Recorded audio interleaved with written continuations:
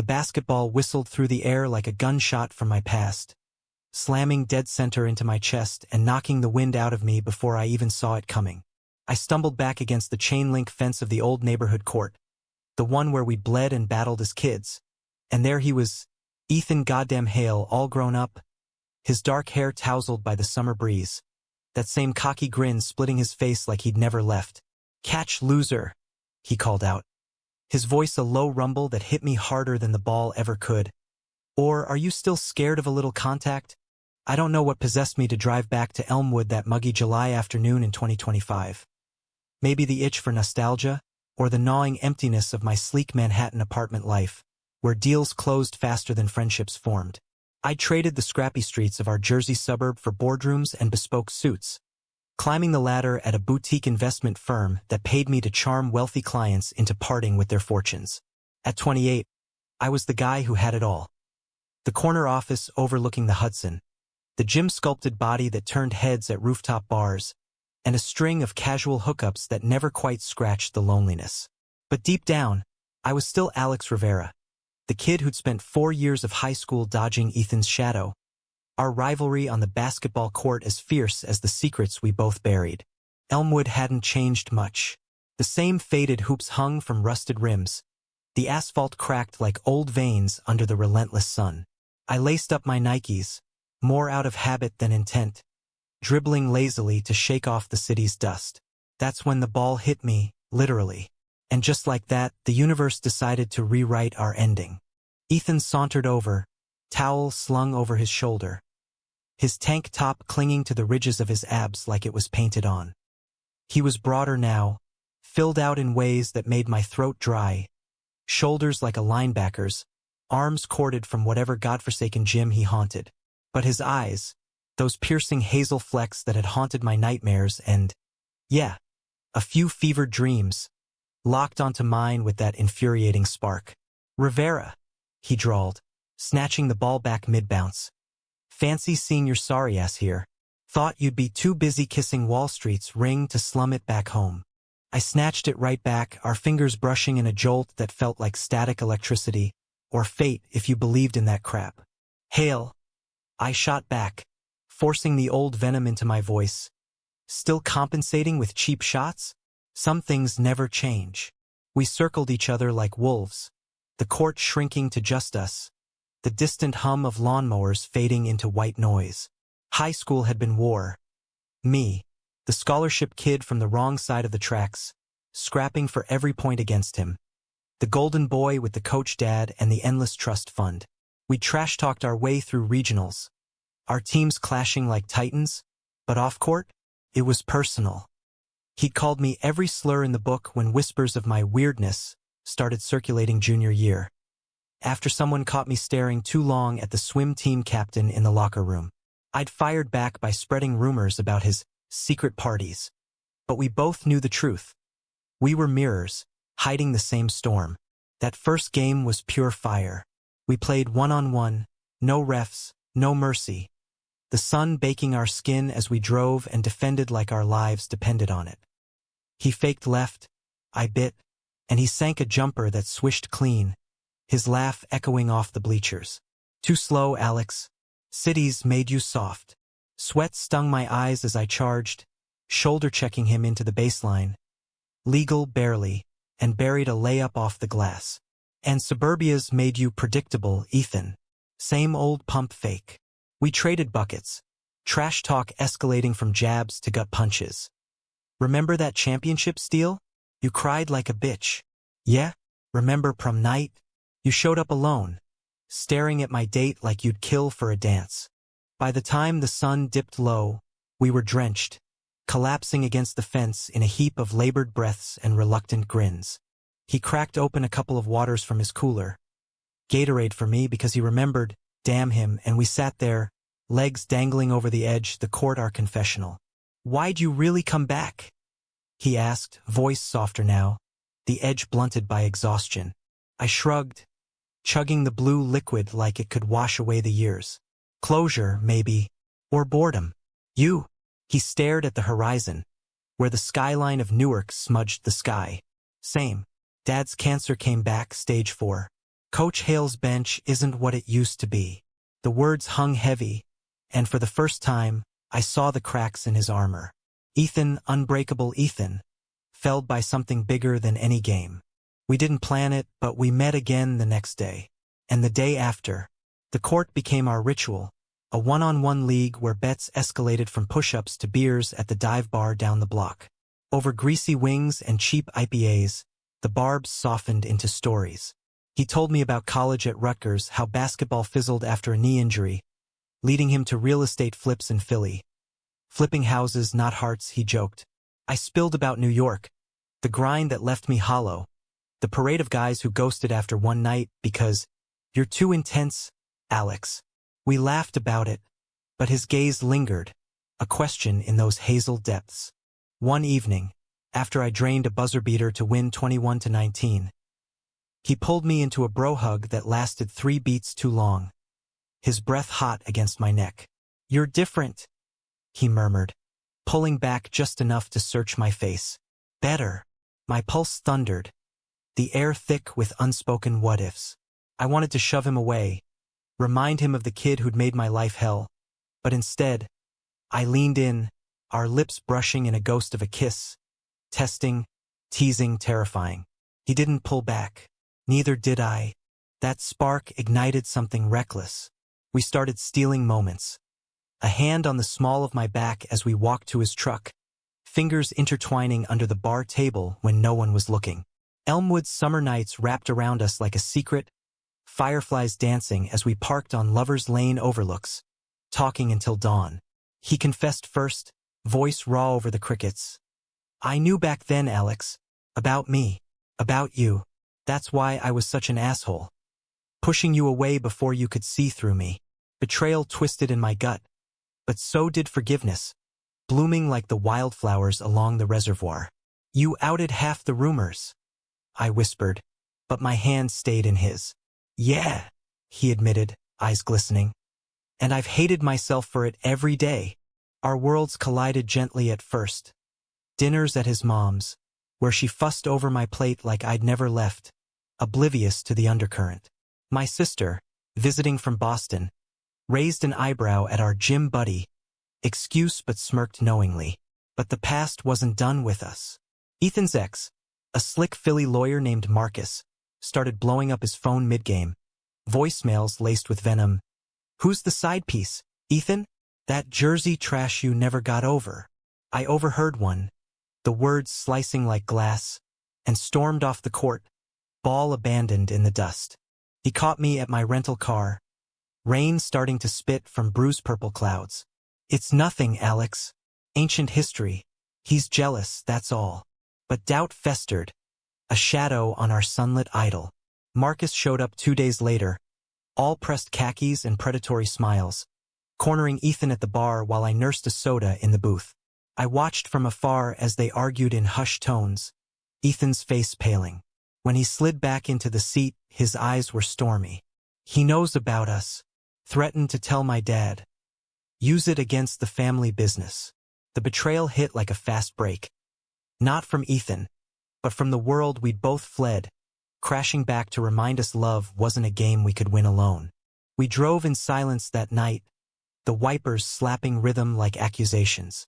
Elmwood streets blurred past, sodium lamps casting halos on the wet pavement, turning our haven into a haunted maze. I gripped the wheel until my knuckles ached, replaying Marcus's smirk, the way Ethan's shoulders had slumped under the weight of that whispered threat. "You should have told me sooner," I finally said, voice tight as we pulled into his driveway, the modest rancher he'd flipped himself, all clean lines and hidden heartaches. He killed the engine, rain drumming the roof like impatient fingers. "And say what? That my ex is a manipulative prick who still holds my leash? I thought I could handle it, Alex. Keep you out of the crossfire." His hand reached for mine, but I flinched, the old wounds reopening. High school Ethan would have laughed it off, turned it into ammo. This Ethan? He looked broken, hazel eyes pleading in the dashboard glow. "I chose you," he pressed, thumb tracing my palm. "Every day since that first shot. Marcus's noise. You're the signal." I wanted to believe him, to drown in that signal, But trust is a fragile hoop, easy to hang, hell to shoot through. We stumbled inside, shedding wet clothes in the laundry room, towels fluffing our hair like kids after a storm. He cooked pasta primavera from his mom's recipe, the kitchen filling with garlic and basil, a domesticity that felt dangerously real. Over candlelight, because why not lean into the romance? We dissected the threat. Marcus had dirt. Not just on Ethan's sexuality, but on some shady deal from their breakup, a property flip gone sour with falsified docs. "He'll drag Dad down with me," Ethan said, fork midway to his mouth. "Cancer bills are piling up. The business is all we've got." My investor brain kicked in, offering angles. "We lawyer up. I know firms in Newark that eat guys like him for breakfast." But his laugh was bitter, self-deprecating. "We? Your Manhattan elite now, Alex. This is my mess. Jersey grit, not your polished world." The words stung, echoing the chasm I'd built between us with years of ambition. I reached across the table, lacing our fingers. "Our mess, then. I'm not running." That night, we made love for the first time. Not the frantic fumble of hidden desires, but slow, deliberate, like mapping a new court. His hands learned my scars, the faded one on my rib from a junior year elbow. I traced the tattoo on his collarbone, a compass rose inked after college, pointing north, whatever that means. Whispers wove through the dark. Apologies for locker room taunts, confessions of stolen glances during games. "I'd watch you warm up," he admitted, breath hitching. "Praying you'd miss so I could guard you closer." Dawn found us tangled in sheets, his head on my chest, the rain a lullaby. For a moment, betrayal felt like a ghost, exorcised by touch. But Marcus wasn't done. He escalated the next week. Anonymous texts hitting my phone. Grainy photos of Ethan and me on the court, captioned "rival to lover." "Wall Street won't love this." Then calls to Ethan's dad, twisting the knife with half-truths about lifestyle choices, tanking the family rep. Coach Hale, ever the stoic, confronted Ethan over Sunday brunch. Me awkwardly included, pretending to be the old teammate visiting. The dining room crackled with tension, roast chicken cooling untouched. "Son," Coach rumbled, his voice gravel from chemo, "I don't care who you love, but dragging this ghost into our home? With bills like these?" Ethan's face crumpled, the golden boy finally cracking. "It's not like that, Dad. Alex, he's good. Real." I sat frozen, fork in fist, as Coach's eyes bored into me. "You were always the fire in his belly, Rivera. Lit him up on that court. Just don't burn us down." The humanism hit hard. Not rejection, but weary acceptance. A father's plea wrapped in pride. We left with hugs and promises, but the seed of doubt sprouted thorns. The court called us back as it always did, a neutral ground where words failed but bodies spoke. We played harder, fouls turning fierce, each drive a defiance of the storm clouds gathering. One afternoon, mid-third quarter of our endless series, Marcus appeared like a bad sequel, leaning on the fence in Ray-Bans and a smirk. "Practice for the big leagues, boys? Or just foreplay?" Ethan froze, ball in hand. I snatched it, sinking a three that shattered the silence. "Beat it, Marcus. This court's occupied." He chuckled, low and oily. "Occupied? Like Ethan's heart was when he promised me forever? Ask him about the ring he bought, the one he pawned to flip that condo we were gonna live in." The bomb dropped, and Ethan's pass went wild, clanging off the rim. I turned, searching his face, the rain from last night's shower suddenly feeling like a premonition. "Ethan, it's not," he started, but Marcus cut in, waving a phone. "Receipts, baby. Dated 6 months ago. He was all in, until you waltzed back." Betrayal, fresh and feral, roared through me. Not just the lie, but the echo of our high school dance. Him stealing my thunder, now my future. I walked off, sneakers slapping asphalt, leaving them to their standoff. Ethan's shout chased me. "Alex, wait! It was before us." I didn't stop until the reservoir, collapsing on a bench as gulls wheeled overhead. The water mirrored the sky's turmoil, choppy and gray. Hours later, my phone buzzed. A voice memo from Ethan, voice cracking. The ring? Yeah, it was real. For Marcus, when I thought love was a contract. But you're the game changer. Come back. Let me prove it. Tears blurred the screen, hot and unbidden. I'd built walls in New York to avoid this vulnerability, the risk of another hail-shaped hole in my heart. Yet, as dusk painted the pines gold, I found myself driving back. Not to the court, but to his door. He opened it shirtless, eyes red-rimmed, pulling me into an embrace that smelled of pine sol and regret. I should have burned that damn receipt, he murmured into my hair. We didn't play that night. Instead, we burned it.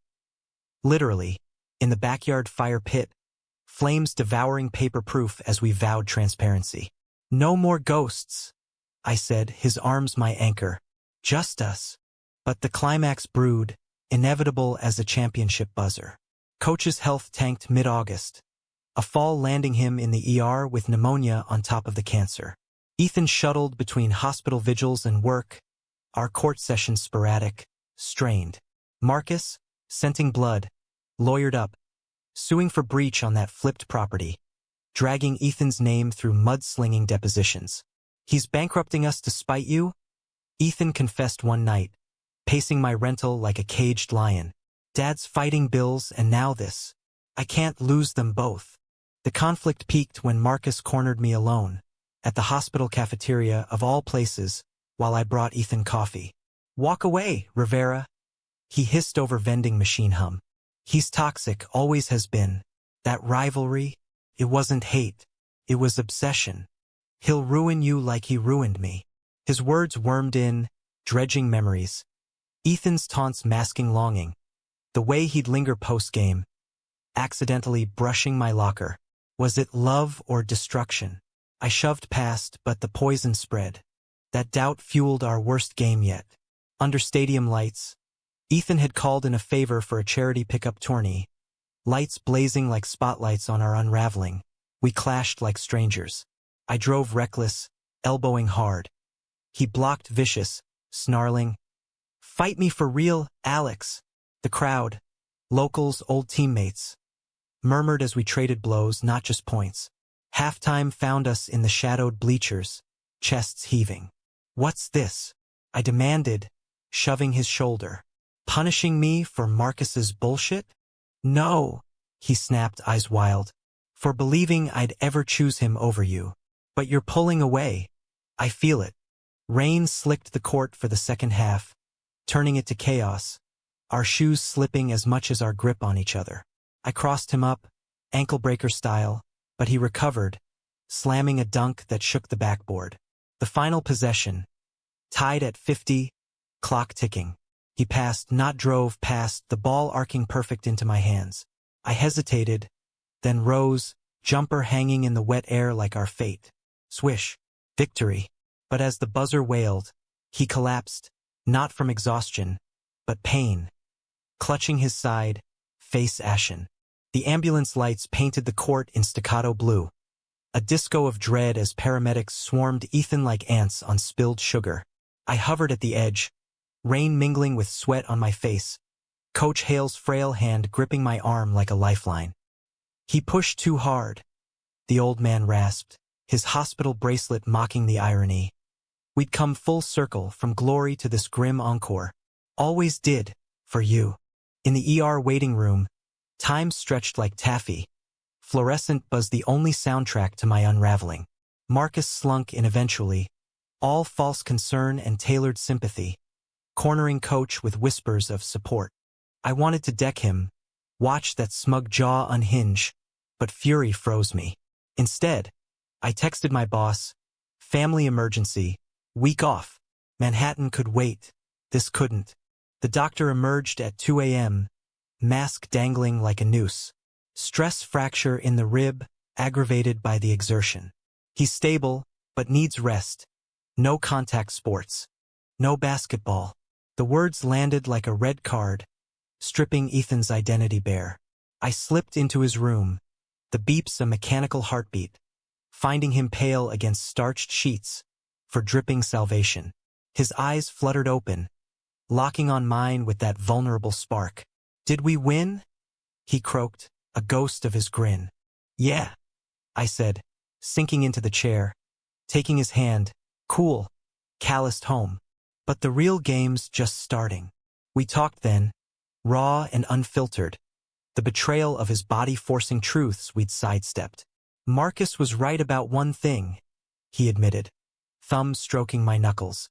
"It was obsession in high school, not hate, fear of what you made me feel. Alive. Seen. I confess too. The hookups in New York that paled because none had his fire, the way I'd replayed our games like forbidden reels, hating him for the pull. Dawn crept through blinds as nurses bustled, and in that limbo, love solidified. Not the flashy romance of summer courts, but the gritty kind, forged in waiting rooms and whispered pacts. "Marry me," he said suddenly. Not a proposal but a plea, hazel eyes fierce. "Not today, not tomorrow, but someday. Make this official, before the world tries to steal it again." My heart stuttered yes on my tongue, but Marcus's shadow loomed. First, we end him. For good. Discharge brought Ethan home to bed rest, me playing nurse with takeout foe and bad Netflix marathons. Queer rom-coms that had us snorting over inaccuracies. As if rivals just forgive. He mocked during one scene, but his arm tightened around me. I dove into the legal tangle, pulling strings from my firm. A shark attorney named Lena, who smelled blood in Marcus's falsified docs. "He's bluffing," she assured over Zoom, her jersey twang a bomb. "We'll countersue for harassment. Those texts to you? Gold." But betrayal's tendrils ran deep. While Ethan mended, I uncovered the real knife. Not just the property scam, but Ethan's silence on a deeper wound. Digging through old emails with his password, trust's fragile gift, I found threads from last year, Marcus begging reconciliation, Ethan waffling, even a half-hearted maybe after a drunken night. "Why didn't you tell me?" I confronted him that evening, laptop screen glowing accusatory in the dim living room. Rain lashed windows again, mirroring my turmoil. He sat up too fast, wincing, face crumpling. "Because it was dead, Alex. A zombie I couldn't bury. I chose you. Every text I ignored, every block. But the maybe echoed, a crack in our foundation. Am I the rebound? The safe harbor after the storm?" My voice broke, the investor's poise shattering. He pulled me down, forehead to forehead, breath mingling. "You're the horizon, idiot. The one I sail toward, not away from." We clashed that night. Not fists, but words. A emotional fast break of accusations and apologies. "You hid from Dad about us for weeks," I hurled. "And you jetted to New York when shit got real," he fired back. The fight peaked with me storming to the guest room, door slamming like a final buzzer. Sleep evaded, guilt gnawing. Was this the betrayal I feared, or just love's messy halftime show? Morning brought olive branches, coffee in bed, his note. "Court's empty without you. Truce." We met on the back patio, dew-kissed grass our neutral zone, and hashed it raw. "I suck at this," he admitted, handing me a mug. "Vulnerable? It's like asking a shark to knit." I laughed, tension easing. "Then we'll learn together. No more maybes." Humanism seeped in. Forgiveness not as weakness, but strength. Two flawed guys rebuilding hoop by hoop. Lena's countersuit dropped like a thunder dunk. Marcus folding faster than cheap lawn chairs. Settlement wired, NDA signed, his tail between legs. Victory tasted bittersweet. Ethan's dad, rallying from the hospital, called a family summit. Over pot roast in the rancher's dining room, Coach raised a glass of ginger ale. "To second chances," he toasted, eyes misty on us. "You boys remind me. Life's not the score, it's the play." His wife nodded, squeezing my hand.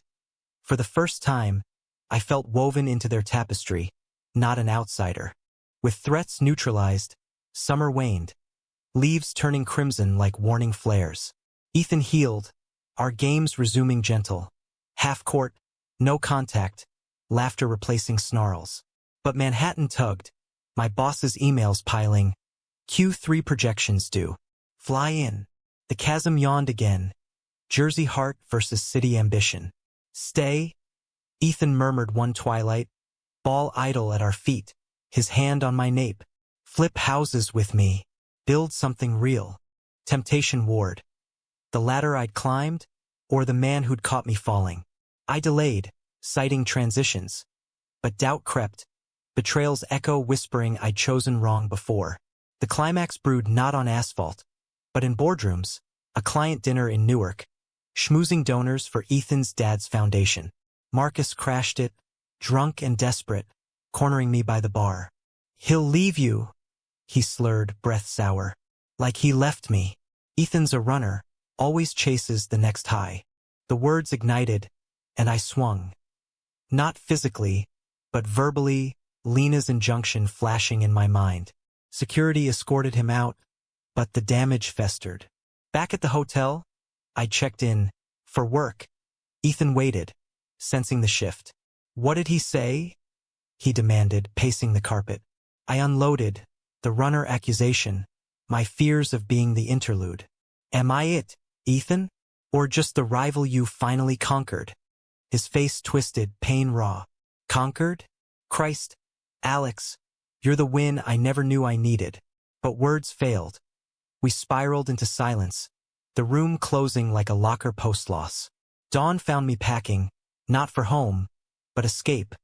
Back to New York, tail lights fading on our story. No, that's not how it ends. Heart pounding, I detoured to the court, empty under sodium glow, ball waiting like a prodigal. I texted him, one more game, everything on the line. He arrived breathless, eyes shadowed. Rules? He asked, voice thick. Winners take all, I said, passing the ball. We played under stars, drives deliberate, each point a confession. I love your fire. Swish. I love your heart. Block. The score climbed, sweat mingling with tears, until the final shot, his, from half-court, arcing eternal. It rimmed out, rattling like our doubts, but he didn't chase. Instead, he pulled me close, foreheads touching. Tie, he whispered. We're tied forever. Autumn deepened, turning Elmwood's maples to flames that mirrored the blaze we'd reignited. That half-court tie wasn't a defeat. It was reset, a buzzer beater to our complacency. Ethan and I dove into compromise. I negotiated remote work, splitting weeks between his rancher and my Manhattan perch. Our love a bicoastal relay. Video calls bridged gaps, him flipping drywall in Philly, me closing deals over Zoom, ending with love you, rival sign-offs that made my assistant smirk. But humanism demands growth, not stasis, and ours came laced with thorns. Coach Hale's chemo rounds intensified, pulling Ethan into night vigils that left him hollow-eyed. Our court sessions swapped for hospital benches. I'd fly in, bearing empanadas from the old bodega, sitting vigil as monitors beeped life's fragile rhythm. One night, post-treatment, Coach pulled me aside in the hallway, his grip surprisingly iron. You know, Rivera, I always figured Ethan needed someone to match his fight. Not a yes man, but a mirror. Someone who'd call his fouls. His wink was weary, but warm. You're that. Don't let the city steal you. The words rooted deep, challenging my nomad heart. Betrayal's ghost. Marcus's venom. Ethan's half-buried maybes. Faded, replaced by a fiercer foe. My own ambition. A headhunter called mid-November. Dangling VP at a rival firm. 6 figures bump. Equity. You're ready, Alex. It sang siren song validation. The pinnacle I'd chased since Elmwood's dusty courts. I mulled it over dinners with Ethan, his fork pausing mid-bite. Proud of you, he'd say, but his eyes held a flicker, fear of the chasm widening. Conflict crested during Thanksgiving, family converging on the rancher like a holiday hoop tourney. My sister flew in, teasing Ethan's domestic glow, while Coach, bald but beaming from a good scan, regaled us with war stories. But under the turkey's golden crust, tension simmered.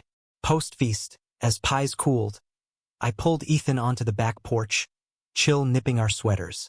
The offer's real, I confessed, breath fogging. But it means full-time Manhattan, No more splits. He leaned on the rail, staring at Firefly's last dance. And us. Quiet, not accusatory, the vulnerability we'd forged. Trains, weekends. It'd work. But his shoulders sagged, echoing high school post-game silences. It'd erode, Alex. Like that knee. Small tears until you can't run. Betrayal reversed. Not his, but mine, choosing ladders over love. I paced the deck, leaves crunching confessions. What if I say no? Turn down the crown for this? Gesturing at the rancher lights, the man who'd become my north. He turned, cupping my face, thumbs brushing stubble. Then you're braver than me. I bailed on Ball for fear. Don't bail on us for glory. The kiss that followed was anchoring, tasting of cranberry and resolve. But dawn brought the call. Acceptance deadline looming, and doubts fast break. Was this settling or soaring? The climax unfolded not on court, but canvas, Ethan's surprise, a mural on the rancher's garage wall, painted by a local artist during my last Manhattan stint. I returned unannounced, jet-lagged from a pitch, to find him unveiling it under string lights. Us, stylized in street art glory. Two figures mid-one-on-one, ball arcing between, city skyline bleeding into suburb pines. Below, etched bold, rivals to forever. Neighbors clapped, coach toasting with decoff, but my chest tightened, tears pricking. You remembered every play, he said, pulling me close amid cheers. But joy cracked when my phone buzzed. Boss confirming the offer. Don't ghost us, Rivera. The party blurred.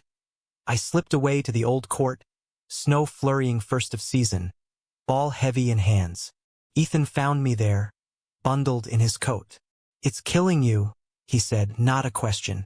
The what if? I dribbled snow-muffling thuds. Yeah, but losing you? That's the real foul. We played then, powder sugar court, laughs echoing as flakes caught in his lashes. Halftime, bench of breath, we confessed depths. My fear of regret, his of inadequacy. You're my MVP, he murmured, gloved hand in mine. Promotion or not. Humanism bloomed in that flurry. Success not solitary, but shared. I called the headhunter next morning, declining with grace. Family first. The letdown stung, but Ethan's grin erased it, pulling me into a tackle hug on the kitchen floor. Jersey's gain, he crowed. Winter wrapped us tight, holidays a whirlwind of traditions. My sister's queer book club adopting us. Coach's chemo parties with balloons and bad puns. Ethan's flips boomed, me consulting on deals, our rhythm syncing like perfect picks. But betrayal's final echo surfaced in spring. Marcus's shadow slinking back via a letter. Not threat, but apology, post-rehab. I was broken, it read, projecting onto your light. Be happy, he deserves it. Ethan burned it unread, but I salvaged, reading aloud by the fire. He gets it now, I said, his head in my lap. We all do. Second acts aren't consolation. They're the story. He nodded, tracing my jaw. Ours is just heating up. By summer's return, 1 year post-reunion, the court gleamed repaved. Our gift to Elmwood, benches engraved, for the fighters. We played inaugural game under renovated lights, old teammates cheering, coach tossing the tip. Score didn't matter. The swish of connection did. As sun set, Ethan dropped to one knee, not ring but ball. Marry me, Alex? For real this time, no maybes. Yes? I laughed, pulling him up, our kiss the final buzzer. Cheers erupted, but in that embrace, it was just us. Rivals redeemed, lovers launched. Life's court? Unpredictable, fouled with losses. But with him, every shot felt like redemption. The wedding was pure us. No tuxes, just jerseys. Mine faded Elmwood blue. His rival red, vows exchanged on that repaved court under a July sky so blue it hurt. Guests sprawled on picnic blankets. My sister officiating with queer flair. Coach Hale beaming from a director's chair. Oxygen masks swapped for a mic toast. These boys taught me. Love's the ultimate upset. It sneaks in like a steal. Changes everything. Laughter rippled, tears flowed, and when we kissed, sealing it with a shared Gatorade swig, the world felt conquerable. Honeymoon was a road trip, coast to coast, Jersey to California, courts our waypoints. In Utah's red rock rims, we one-on-one'd at dawn, echoes bouncing off canyons like vows renewed. Remember the hook? I teased, sinking a fadeaway. He blocked my next, grinning. How could I forget? You, me, one ball, everything. Nights in motels blurred into starlit confessions, bodies entwined not in passion's rush, but comfort's tide. His heartbeat my lullaby, my fingers his map. Back home, life layered on. Ethan's agency expanded, me launching a consultancy for queer entrepreneurs, bridging Wall Street smarts with Heartland hustle. We adopted a rescue mutt, Buster, who claimed the court as his turf, barking at errant shots. Coach rallied into remission, co-coaching youth leagues with us, kids wide-eyed at the rivals who made good. Betrayal? A footnote, Marcus's letter framed as reminder. Even villains heal. Yet drama lingered, subtle as a screen. My ex-boss, salty over the decline, badmouthed me in industry circles. Whispers of unreliable, distracted by personal drama. A deal soured, client pulling funds mid-close, pinning it on lifestyle rumors. I came home raging, ball slamming the garage like thunder. Ethan found me there, mid-dribble fury. They're right. I spat, sweat stinging. I chose heart over hustle, now it's biting back. He snatched the ball, holding it hostage between us. Biting? Or breathing? His voice steady, Hazel anchoring. That deal wasn't you, it was their bias. You're building empires for folks like us. Alex. That's the win. We talked it out on the porch swing, Buster snoring at feet, crickets chirping halftime. What if I lose more? I whispered, vulnerability raw. He pulled me close, chin on my shoulder. Then we rebound. Together. The conflict peaked at a gala. My firm's annual, black tie schmooze in Newark's glittering hall. Ethan in a suit that hugged like sin. Me nervous and bow tie. We worked the room. Handshakes, pitches, his arm a subtle shield. But my old boss cornered us by the bar. Scotch slurred. Rivera, slumming it with the help? Thought you had bigger plays. The slur landed, betrayal's kin, classism laced with homophobia. Ethan stiffened, but I stepped up, voice ice. Bigger? Yeah, real ones. Like love that lasts longer than your quarterlies. Security escorted him out, murmurs rippling, but heads turned our way. Not pity, but respect. A client approached post-fiasco, heard the dust up, gutsy. Let's talk that queer fund you mentioned. The night flipped, deals sealing amid champagne toasts. Ethan's proud grin my trophy. Climax came quietly, full circle. Coaches' championship reunion. Old team gathering at Elmwood High Gym. Banners faded but spirits electric. We played alumni game, me and Ethan captaining sides, the crowd a time machine of cheers. Halftime, tied. Coach pulled us aside, eyes glassy. You two started as sparks, ended as fire. Proud. But post-game, as confetti fell, he collapsed. Peaceful, heart giving out mid-laugh. The gym hushed, then wailed. We cradled him. Ethan's sobs muffled in my shoulder. Funeral was riverside. Ashes scattered where we'd fished as kids. Eulogies weaving his legacy. Tough love, quiet acceptance. He saw us before we saw ourselves. Ethan said in his, voice breaking, my hand steady in his. Betrayal's absence ached. No enemies, just echoes of grace. Grief's court was uneven, fouls frequent. Ethan withdrawing into flips, me overworking to outrun silence.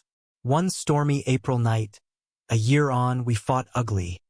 Me accusing escape, him lashing lost. You're burying Dad in work, I yelled. And you're chasing ghosts in spreadsheets, he roared. Door slammed. I drove to the old court, rain lashed, ball abandoned in puddles. He found me at dawn, soaked and shivering. Can't do this without you, he said, pulling me up. We played then, waterlogged warriors, each bucket a bridge. I'm scared, I admitted post-swish, hugging the post, of losing more. His block came gentle, arms wrapping. Then hold tighter. We're undefeated together. Resolution bloomed humanistic. A foundation in coach's name. Mentoring LGBTQ plus youth in sports. Courts built. Scholarships funded. Stories shared. Our first event, kids dribbling under new hoops, Ethan officiating, me coaching, full circle. To second chances. We toasted at the gala, rings glinting. Years layered. Buster gray-muzzled. Our home expanded with a nursery wing. Adoption papers pending for a brother duo, wide-eyed and waiting. On our 5th anniversary, back at that first court, we played sunset game, score forgotten. Surprised? He asked, stealing a kiss mid-drive. Every day, I grinned, sinking the winner. Love, we'd learned, isn't the upset. It's the overtime, endless and earned. In America's heartland sprawl, where rivals become roots, we thrived. Not flawless, but fierce. Human, holy.